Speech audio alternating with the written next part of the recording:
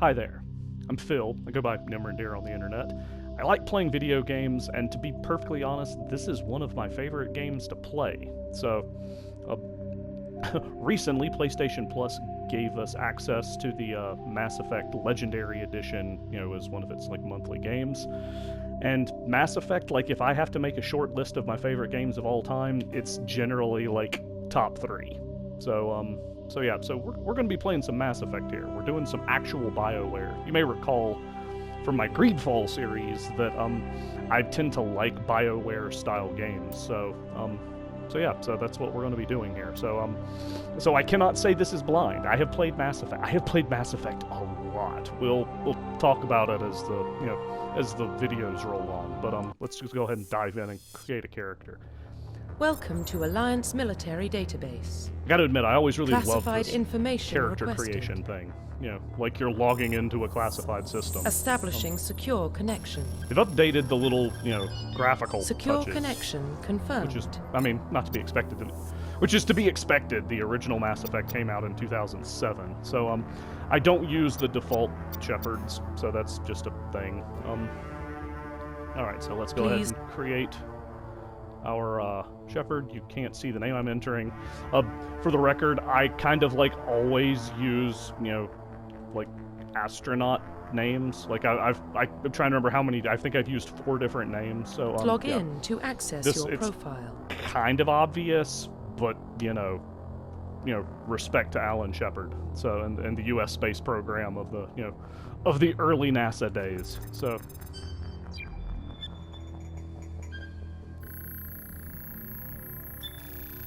Warning, data corruption detected. Oh no, Please the data's been reconstruct corrupted. Profile. I remember when I did this in 07, that kind of freaked me out. History. I didn't realize it was part of the story. So, or part of the actual process. I was like, what do you mean my data's corrupted? I just put this game in my Xbox. Anyway, so I won't spoil things too much here. So, you get to pick some background stuff. It turns out it's tied to specific side quests that become available. You could either be a spacer, whose parents were in the military, colonists from somewhere off, Earth, where the human species, kind of originates, like you'd expect. Or you could be, kind of like a 22nd century Oliver Twist. Anyway, I can't remember. 22nd century might be. Yeah, I think it's. Are we still in the 22nd century? Yeah. All right. I'm going to go with colonist because I'm basically recreating my very first Commander Shepard. Confirm psychological profile. So then you get sort of a psychological profile. You could be the sole survivor of an awful mistake in a mission, a big shiny war hero, or you could also have done some really awful things in order to get the job done. I'm going to go with the sole survivor option. Again, this ties into it doesn't actually change side quests. If I remember right, all of these side quests are available, but it turns out you're familiar with an NPC that appears as a result of the side quest. I'll probably call it out when I get there. Like I said, I've spent a lot of time with this game. Confirm military specialization. So you can choose, different classes essentially. The soldiers are the shooty bang bang gun wielder, engineers are tech specialists. Adepts use space magic. That's called biotics in the game universe. The infiltrator is supposed to be a tech weapon hybrid. Sentinels are tech biotic hybrids, and then vanguards are tech weapon. Those are biotic weapon hybrids.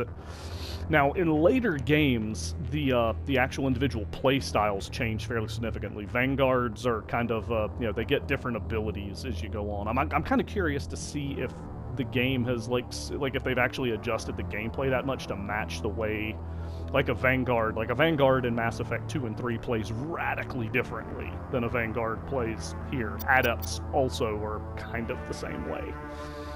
The treatment of biotics and powers adjusted pretty dynamically. I'd argue for the better gameplay-wise. But my first Shepard was an infiltrator, which in the later Mass Effect games, you notice they can use sniper rifles. The sniping was kind of the big key feature later on, I think. But so we're going to go with infiltrator because that's what I did before. Identification. Now, like I said, I don't use the default shepherd, so my face is going to change, but this is extremely in-depth. There's, an awful lot of stuff you can do right here. So you can cycle through some preset options and then adjust an awful lot of stuff. There's all kinds of sliders in here. And to be perfectly honest, my original shepherd I made kind of a monster. One thing I learned is I don't mess with, like, the cheekbones, because my shepherd's cheekbones stuck out, like, a good, like, 1.5 inches from the rest of his face, and it didn't go so well.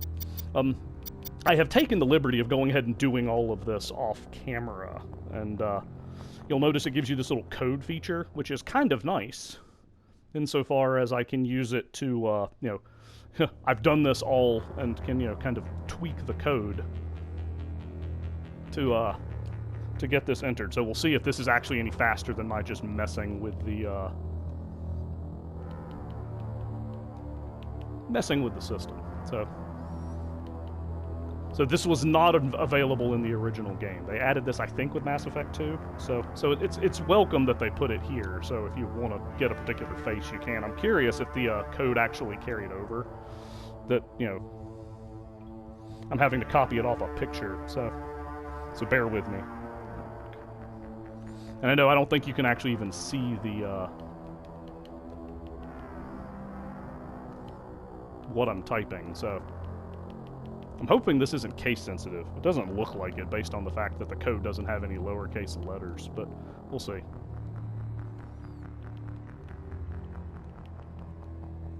The picture on my phone keeps going like dark as I'm trying to type, so I have to keep like touching the screen on my phone just to keep it awake long enough to... Now, I did not actually fire up my original copy of the game to look to see how good I'm doing at this, so,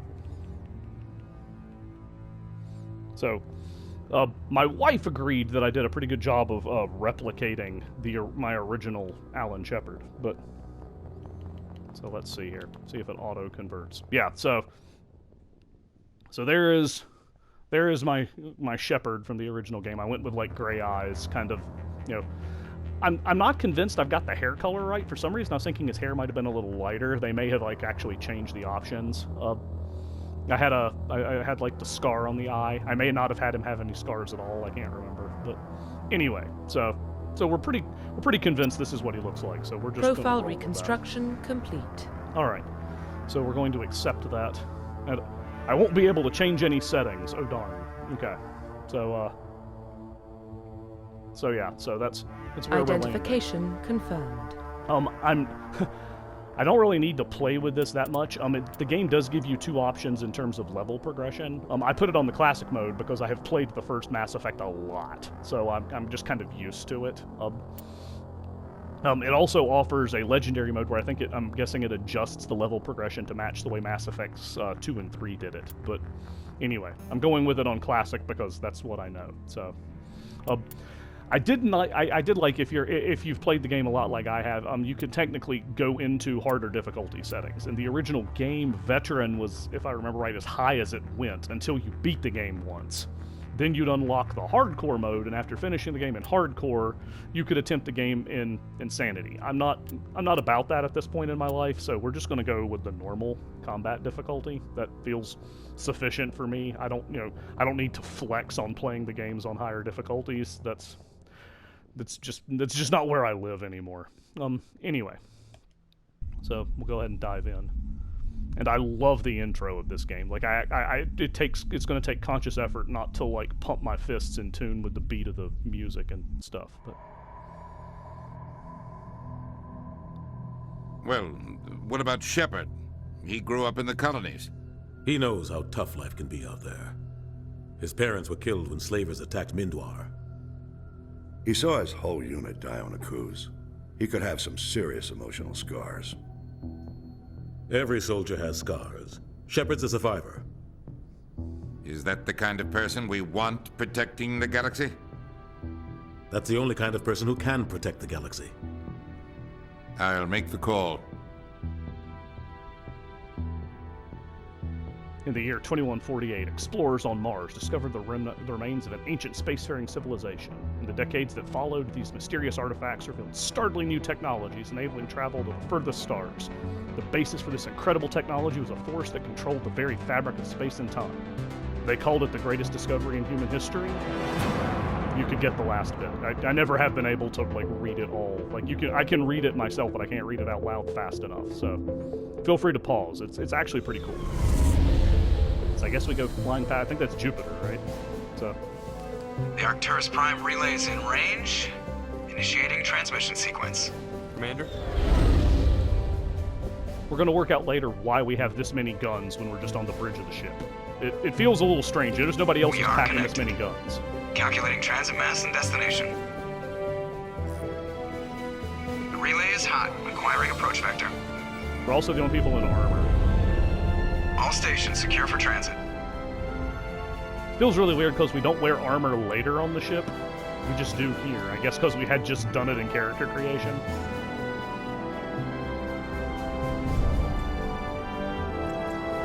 The board is green. Approach run has begun.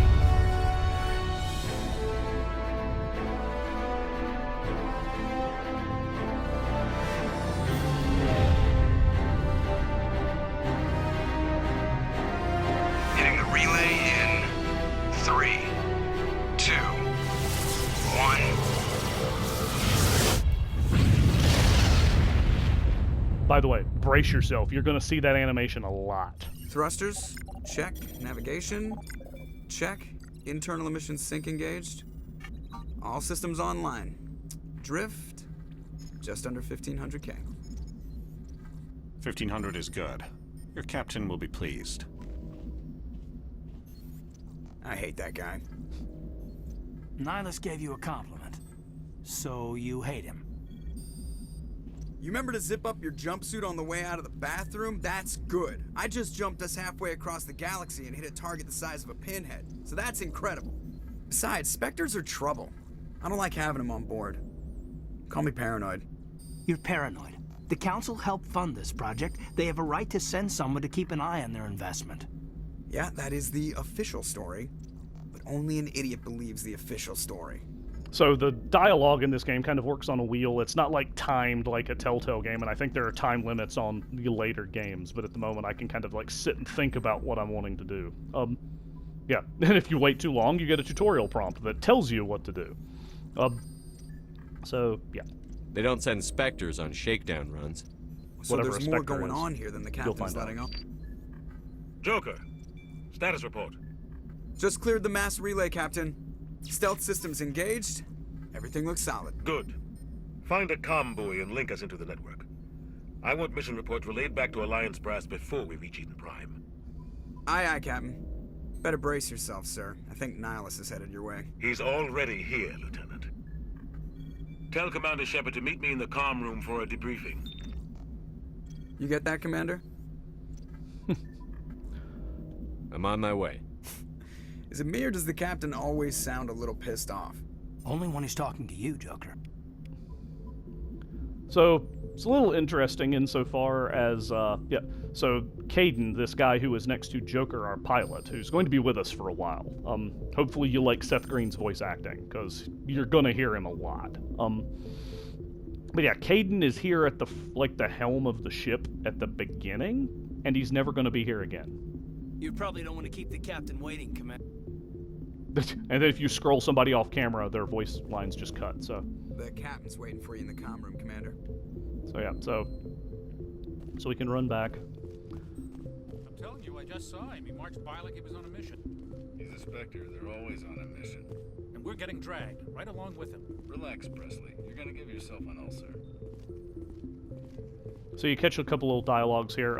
You could just run past these and not get the flavor of the world, but like I said, this is one of my favorite games. I talk to all of the people on my way, so let's talk to Presley.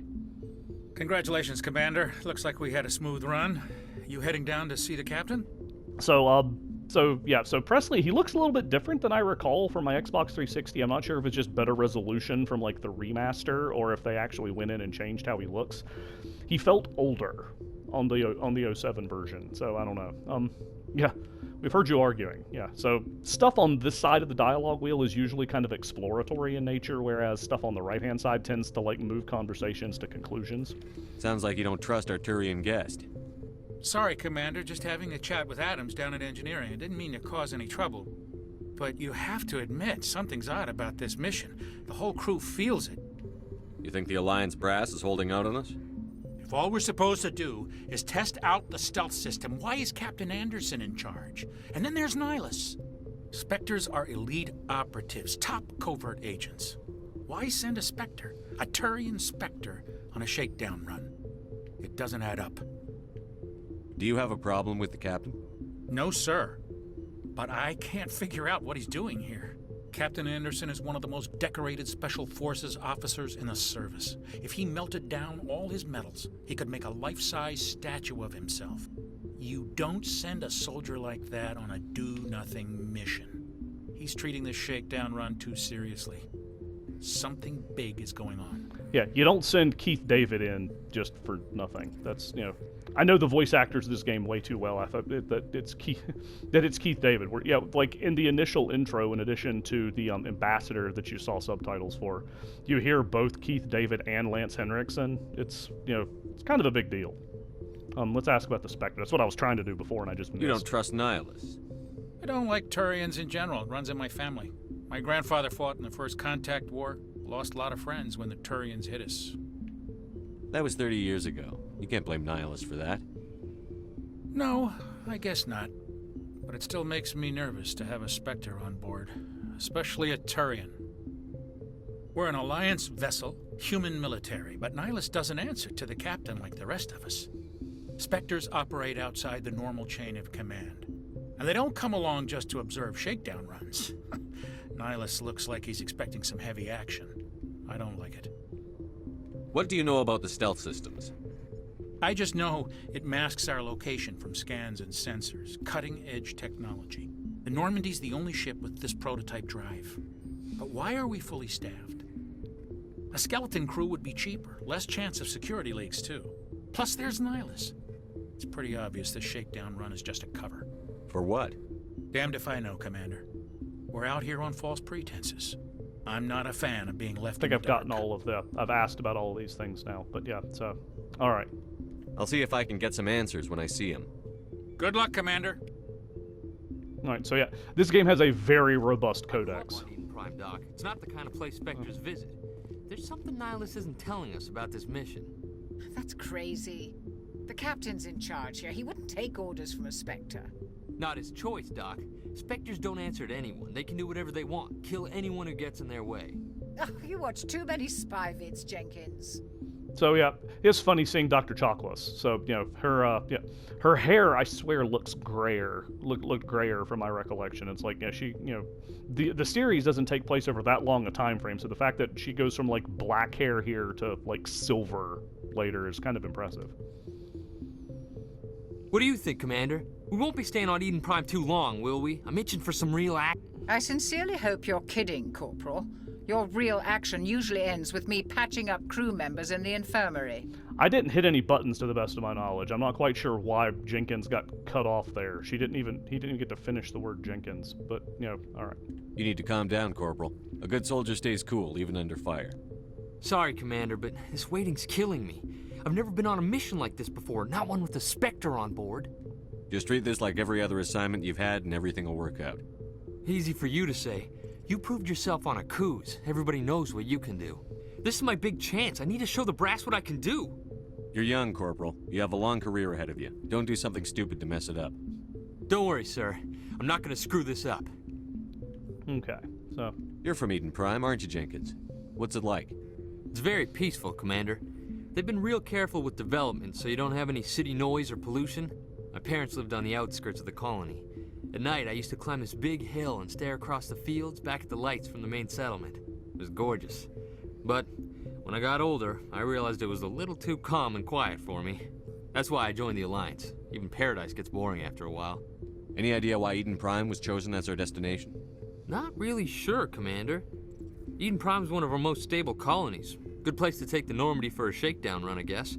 No real danger there. There's gotta be something else going on. We've got a Spectre on board. That's why I'm so wound up. I can't wait for the real mission to start. What do you know about the Spectres? Only what I've heard. Spectre agents work directly for the Citadel Council. They usually work alone or in small groups. Spectres don't have any official power, though. Basically, they're a shadow organization with a mandate to preserve and protect galactic stability. Protect it at any cost. Don't forget that part. Spectres operate above the law. How do you control agents with unlimited power? I suppose the Council could revoke the Spectre status of an agent who got out of hand. At that point, Citadel Security Services would take over. Those C-Sec grunts wouldn't stand a chance. The Spectres were 20 ordinary soldiers. We'll The send Spectres 21. police themselves. An agent goes rogue, they send another agent to take him down. That's Spectre justice. I can't The help Corporal's but do the confusing Spectre justice romantic thing. legends with reality, Commander. Like I said, yeah, I always do the Spectre justice with the point when I say it. It's I've heard Jenkins' Spectre justice line a lot. Why don't we have any of our own people in there? Spectres usually come from the Council races, like the Turians. We've been trying to get a human accepted into their ranks for years now. So far, it hasn't happened. Hey, Commander, you'd make a good Spectre. You're always getting dropped into impossible situations, forced to survive unbeatable odds. Just like you on a cruise. I try not to think about Akuz. Sorry, Commander. I didn't mean to offend you. I respect what you did there. We all do. Let's not dwell on the past, Commander. Was there something else you needed? What can you tell me about Nihilus? Turians are generally well respected by the other species. Their fleet has more patrols protecting Citadel space than any other. They don't always get on well with us, though. Some people find them too rigid. Others still blame them for the First Contact War. As for Nihilus, I haven't said more than 2 words to him. He usually only speaks to the captain. I hope we get a chance to see him in action. I heard Nihilus took down an entire enemy platoon all by himself. Yeah, Jenkins is really into the shooty bang bang. Yeah, he's a soldier, in case you're wondering. You know, in terms of like class, class selection. I've already done all of that, so. The captain's waiting for me. Goodbye, Commander. This guy's salute. Yeah, I always love that. Wait, wow. Hold on. Seriously? It's like 2 of the same guy. They've got like. Oh no, he doesn't have a facial. He doesn't have facial. That's how we can tell they're different. This one has a beard. Okay. All right. So character creation and the initial lore dumps. I apologize if you were here for my dulcet tones. There's an awful lot of talking in Mass Effect, so I'm probably going to be silent. Let the game do its job because it's generally going to be pretty good at it. So it's probably a good place to press pause before we go in here and chat with Nihilus, the Turian Spectre. I will spare you going into the codex, because, like, seriously, I will probably end up going in off camera and, like, just listening to all of it, because I'm a massive lore hound, and this game is more than happy to oblige me. So, thanks for watching. I'll be posting more videos on my run-through of the Mass Effect with Commander Alan Shepard, so we will catch you next time.